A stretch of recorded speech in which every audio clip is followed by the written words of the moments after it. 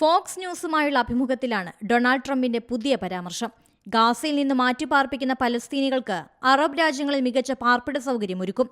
President Trump Jordan രാജാവ് Abdulla രണ്ടാമനുമായി white ഹൌസിൽ കൂടിക്കാഴ്ച നടത്തുന്നുണ്ട്. കൂടിക്കാഴ്ചയിൽ ട്രംപ് പലസ്തീനികളെ മാറ്റിപ്പാർപ്പിക്കുന്ന കാര്യം ആവശ്യപ്പെടും. പലസ്തീനികൾക്കായി സ്ഥിരം താമസ കേന്ദ്രം ഒരുക്കുന്നതിനെക്കുറിച്ച് ചർച്ച ചെയ്യും. ഗാസയെ ഏറ്റെടുക്കാൻ തയ്യാറാണെന്നും ട്രംപ് കൂട്ടിച്ചേർത്തു. അറബ് രാജ്യങ്ങളിൽ മികച്ച താമസ സൗകര്യം ഒരുക്കിയാൽ ഗാസയിലേക്ക് തിരിച്ചുവരേണ്ട സാഹചര്യമില്ലെന്നും ട്രംപ് കൂട്ടിച്ചേർത്തു. ഗാസ ഏറ്റെടുക്കുമെന്ന് നേരത്തെ തന്നെ ട്രംപ് പ്രഖ്യാപിച്ചതാണ്. മുൻ പരാമർശത്തിൽ വലിയ പ്രതിഷേധം ഉയരുന്നതിനിടെയാണ് വീണ്ടും പ്രതികരണവുമായി ട്രംപ് എത്തിയത്. എന്നാൽ പലസ്തീനിലെ ഭൂമി വിൽപ്പനയ്ക്കുള്ളതല്ലെന്നായിരുന്നു ഹമാസിന്റെ മറുപടി.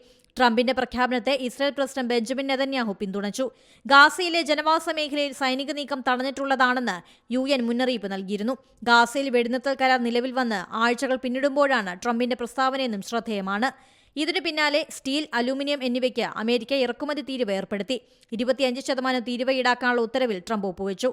കാനഡ, മെക്സിക്കോ, ചൈന അടക്കമുള്ള രാജ്യങ്ങൾക്കും ബാധകമാകും. International desk, Zee Malayalam news.